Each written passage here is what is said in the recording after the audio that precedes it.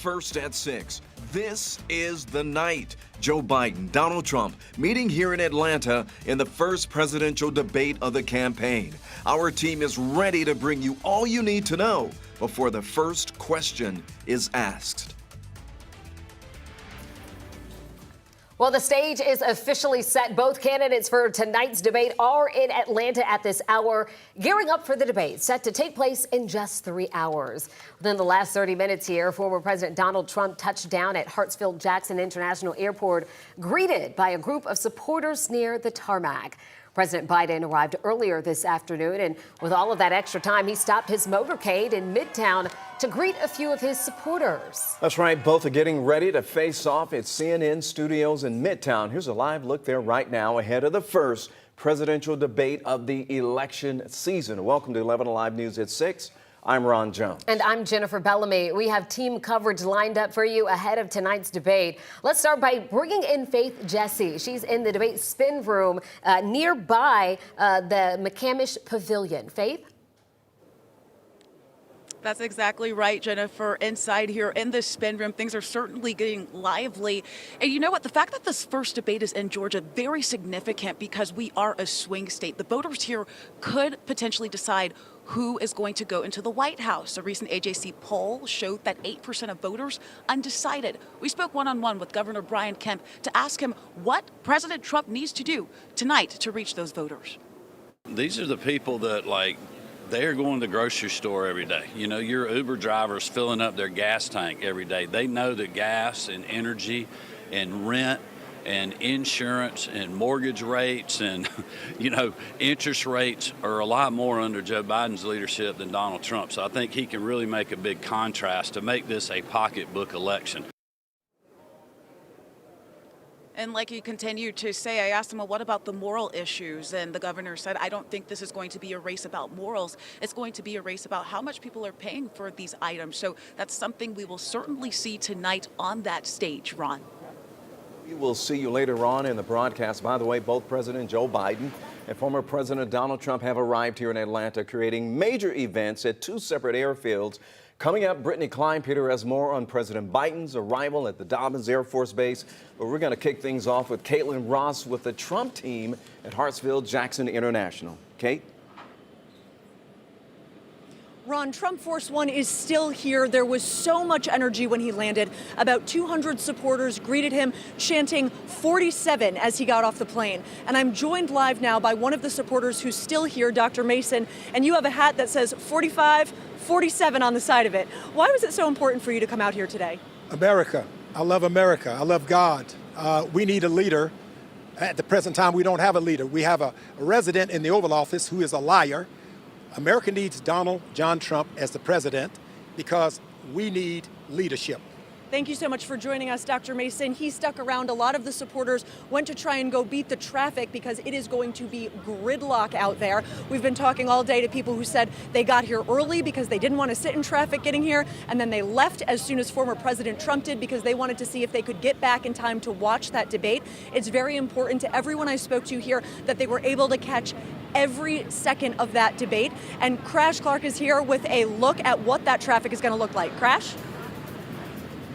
But it's interesting what they've done. They haven't completely shut down the connector. I'm baffled by this. You would normally think former President Trump's motorcade leaving Hartsfield-Jackson, it would be a complete closure on the connector. That's not the case. They're riding in the HOV lane. They are blocking all the exits and the entrances. And what they did was block off 75 and 85 back at the airport so no further traffic could get on the connector. But they didn't shut it all down like they did with President Biden and with Jill Biden, First Lady, coming down 75 in Marietta. So while we are seeing some very heavy traffic on the connector, of course, they closed those ramps at I-20, and things are going to remain closed on the connector for 10th and 14th Street. That exit is going to be closed until midnight tonight. But all in all, we're still seeing a lot of residual effects, not only from the rain, but from 75 and 285 West, from double motorcades leaving Dobbins Reserve. And of course, that rain pushing off to the east there really impacted that east side perimeter. We even have flooding on 285 northbound right around Covington Highway. So, folks, we're not quite out of the woods yet, but I am just surprised that they did not completely shut down the connector northbound, Ron. That's something I don't think we've ever seen before. Yeah, well, it's early. Let's just say it's early right now. Crash, thanks a lot. You know, those closures have been causing more headaches than normal on the roads around town. And that's where 11 Live's Karis Belcher continues our team coverage tonight. She's live from Midtown. And Karis, how are folks dealing with all of this? Well, a lot of people were planning to find ways around the traffic earlier, but I have to tell you, the horns that we've heard from cars driving on the interstate and on the roads around us are any indication. People are fresh out of patience. Right now, there's plenty of traffic behind me, but earlier, people seemed optimistic they would be able to avoid it. For Brian Boster, it was business as usual at his Midtown barbershop. I came into work early today, about 9:30. Almost. I took the back way because I heard it was going to be closing early today, and so I really haven't noticed too much out there, but I do know the debate's right down the street. Down the road at 10th Street and Williams, police began putting up barricades just after 11 a.m. in Midtown, ahead of the debate between former President Donald Trump and President Joe Biden. I mean, it is exciting that you're going to be so close by, and the debate's going to be happening, so hopefully I'll be able to watch it tonight. As long as he can leave early. I know it starts at 9, and we do get out of here at 7. And he's not the only one hoping to avoid the traffic jam caused by the debate. I'm actually going to try my best to leave early because I know we're way too close to the debate right now, so I'm going to try to leave early. Try as she might, Saguenay couldn't avoid coming into work, but she's hoping to clock out early to avoid getting crushed in the Atlanta traffic. I live all the way in Alpharetta, so coming here is kind of hectic. There's always traffic here, so going back home I know it's going to be difficult. And I should mention, Georgia Tech police say there will be rolling roadblocks throughout the evening, so people should definitely keep that in mind as they are moving through town later on. Back to you. All right, Karis, thank you so much. Tonight's debate has already brought out some people to protest in support of their cause. Our Angelina Salcido is live from Midtown with much more on that aspect of what we're seeing tonight. Well, you heard Karis mentioning those roadblocks. This is the main one off of the 10th and Spring Street intersection. APD still here blocking off the street. That's because across the 10th Street Bridge is where the debate is going to be happening. Now, for those protests, people have slowly started to get here. I want you to take a look over here. You'll see those that are in red shirts. Those are just one of the groups that are here to protest the debate happening tonight. I want you to hear what one of their organizers had to say. The presidents are scared of voters, and they're scared of popular opinion because they know that they're out of step with the American people. And so we're here to be as close as we can get to let them know that the American people and the people of Atlanta want an end to this war.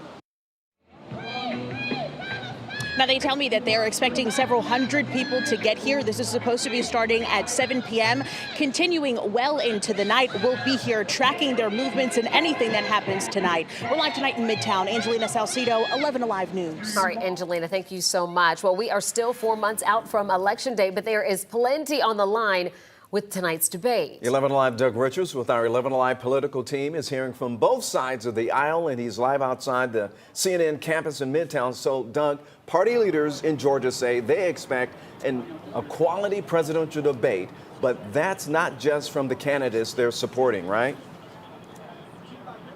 That's so true, yes. And it's worth remembering that neither Biden or Trump have participated in a campaign debate really in almost 4 years, and yet their backers are pointing to the opposing camp and saying that candidate's going to do really well tonight. Anybody that underestimates Joe Biden's ability to debate would be making a mistake. Joe Biden has been participating in debates as an elected official longer than I've been alive. That's Josh McCoon. The Georgia Republican Party chair is all about Donald Trump's policies as president. But McCoon warns Republicans don't underestimate the 81-year-old Democratic president on a debate stage. I don't expect to see a lot of gaffes or mistakes. I mean, this is about being the leader of the free world. And so I think you can expect President Trump to have a very good presentation, and I expect President Biden to make a good presentation. And it's going to be a question of what direction do people want the country to go in. You can't underestimate former President Trump. That's Michael Thurmond, a longtime Democratic leader who's finishing his stint as DeKalb CEO. He expects a skillful performance from Biden, but he also expects Trump to connect well with his followers in the debate. Obviously, he has tens of millions of supporters. He's excellent in terms of delivering messages, whether you agree with him or not. He's very good at communicating and connecting with audiences. But I think this debate will be more about substance than about theater and about making outlandish statements. So it's worth remembering at this point that American politics has this rich tradition of spin, wherein one camp will talk up the prospects of the other guy so that if the other guy doesn't actually meet those expectations, he doesn't look as good afterward, and the people doing the spinning can say, well, okay, we won by comparison.